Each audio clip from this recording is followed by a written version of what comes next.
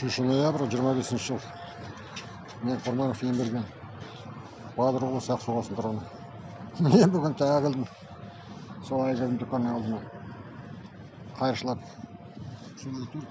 Диктатор жеріне құрбанына көмектесті деген. Именно кетті. Желтоқсан жаңа жан деген. Алда айтқанда бұны маған қорғаушылар жүрген. Сол бай мемлекетте бәріміз қайшымыз. Бәріміздің басымызда кредит бар. Алда айтқанда.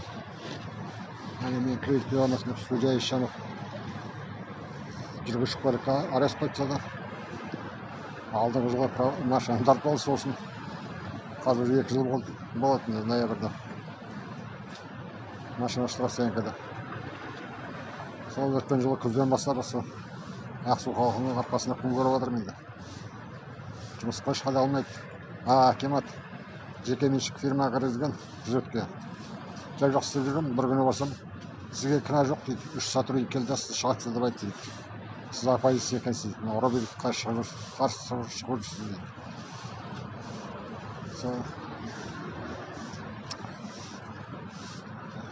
Осы бай мемлекетте барымыз қайшымыз қалды айтқаны. Бәрін өзіміз кінәліміз. Бейбітшілікке шығуға қорқамыз. Ана полициялар бізді шындық айтқандарды қамайды. Бейбітшіліктің алдында. Ояндар жігіттер, бейбітшілікке шығыңдар, қорықпаңдар. Біз көп болсақ, полициялар қуана біздің жаққа ауысады. Олар өздері маған айтады. Шал сенікі дұрыс жұмысын жалғасын деп. Бала-шағаның бақытты болашағын ойлайық. Әйтседен біздің бала-шағамыз қарақтай ұл болады. Алды айтқандай. Ана қарақтай кіріп жатыр, визасыз.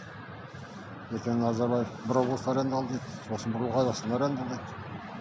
Алды айтқандай. Сосын Қытай заң тұрып сатып алған документ көрсетеді, бітті солай. Біздің балаларымыз қарақтай ұл болады. Мына жерді байлықты бәрін біздің ата-бабамыз заңның күшімен, білектің күшімен бізге біздің бала-шағамызға қалдырған. Біз қорқақпыз. Соның кесірінен Бүкілбайлықтан айырылған жер ғана қалды.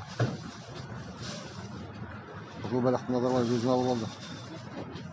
Оған сонша ақша неме керек, түсінбеймін. Бәрі тегін оған. Ол қалмақ қазақты құрту үшін ай істеп отыр. Ол ата жауы біздің.